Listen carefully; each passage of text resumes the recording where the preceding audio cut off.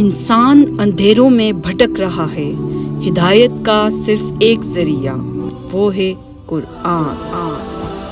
بسم اللہ الرحمن الرحیم۔ قرآن کی روشنی سے علم حاصل کرنے والوں کو میرا سلام۔ آج ہم جانیں گے کہ آپ صلی اللہ علیہ وآلہ وسلم پر اونٹ کی اوجری کس نے پھینکی؟ کفار نبی صلی اللہ علیہ وسلم کو جادوگر کیوں کہنے لگے؟ ایسا کیا ہوا کہ یہ صورت نازل ہوئی؟ یہ بات ہے اس وقت کی جب کافر اپنے ہر قسم کے ہتھ کنڈے آزما کے تھک گئے۔ انہوں نے دیکھا کہ آپ صلی اللہ علیہ وسلم کسی طرح بھی دین حق کی دعوت دینے سے پیچھے نہیں ہٹ رہے۔ کافروں نے آپ صلی اللہ علیہ وسلم پر اور صحابہ پر طرح طرح کے ظلم و ستم کیے کہ کسی طرح یہ توحید کی دعوت دینا چھوڑ دیں۔ قرآن پاک میں آیا ہے اور کافروں کو اس بات پر تعجب ہوا کہ انہی میں سے ایک انہیں ڈرانے والا آ گیا اور کہنے لگے کہ یہ تو جادوگر اور جھوٹا ہے۔ آپ صلی اللہ علیہ وسلم کو انہوں نے جادوگر کہنا شروع کر دیا تھا۔ وہ کہتے تھے یہ شخص ایسا جادو کرتا ہے کہ جس سے آدمی دیوانہ ہو کر اس کے پیچھے لگ جاتا ہے، کسی تعلق کے کٹ جانے اور کسی نقصان کے پہنچنے کی پرواہ تک نہیں کرتا۔ باپ بیٹے کو اور بیٹا باپ کو چھوڑ بیٹھتا ہے، بیوی شوہر کو چھوڑ بیٹھتی ہے اور شوہر بیوی سے جدا ہو جاتا ہے۔ ہجرت کی دعوت آئے تو دامن جھاڑ کر وطن چھوڑ بیٹھتا ہے۔ کاروبار بیٹھ جائے یا ساری برادری بائیکاٹ کر لے تو اسے بھی گوارا کر لیتا ہے۔ سخت سے سخت جسمانی اذیت بھی برداشت کر لیتا ہے، لیکن کلمہ حق کہنے سے باز نہیں آتا۔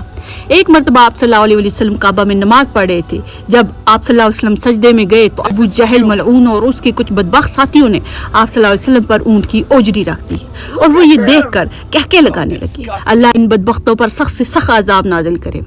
نیز ہر طرح سے آپ صلی اللہ علیہ وسلم کو اذیت دی گئی۔ پھر یہ سب کچھ کرنے کے بعد اسلام کے خلاف بہت بڑی جنگیں شروع ہو گئی، جن میں غزوہ بدر، غزوہ احد اور غزوہ خندق شامل ہیں۔ غزوہ احد میں مسلمانوں کو بھاری نقصان اٹھانا پڑا، جبکہ غزوہ بدر اور غزوہ احزاب میں اللہ کی مدد سے مسلمانوں کو فتح حاصل ہوئی۔ اب کفار تھک کے انہیں کچھ سمجھ نہ آتی کہ وہ ایسا کیا کریں کہ نبی پاک صلی اللہ علیہ وسلم کو اسلام کی دعوت سے روک سکیں۔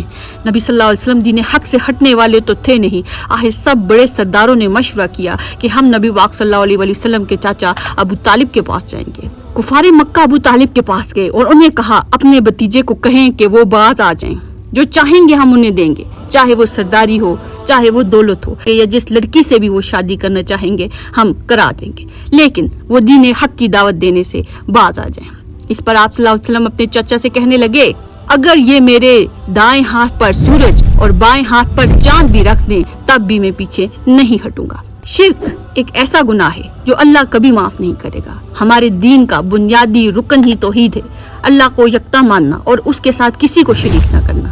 یہ سب جانتے ہوئے بھی قریش نے ایک اور کوشش کی اور یہ ان کی آخری کوشش تھی۔ کچھ تفسیر کی کتابوں میں آیا ہے کہ کفار نبی صلی اللہ علیہ وسلم کے پاس آئے اور کہنے لگے 1 سال تک آپ ہمارے بتوں کی عبادت کریں اور 1 سال تک ہم آپ کے خدا کی عبادت کریں گے۔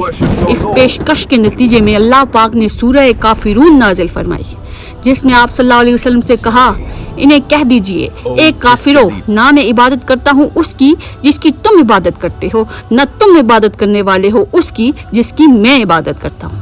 اس آیت کو 2 بار دہرایا گیا جس سے یہ پیغام واضح کرنا تھا ایسا کسی صورت بھی ممکن نہیں ہو سکتا۔ پھر کہا گیا تمہارے لیے تمہارا دین ہے اور میرے لیے میرا دین ہے۔ بے شک اللہ پاک کافروں سے آخرت میں بہتر حساب لینے والا ہے۔ اللہ پاک سے دعا ہے کہ وہ ہمارے دلوں کو قرآن کے علم سے روشن کر دے، آمین یا رب العالمین۔ اگر آپ کو ہماری ویڈیو پسند آئی ہے تو اسے لائک، شیئر اور سبسکرائب کرنا نہ بھولیں اور اس علم کو آگے پھیلانے میں اپنا حق ادا کریں۔ جزاک اللہ خیر۔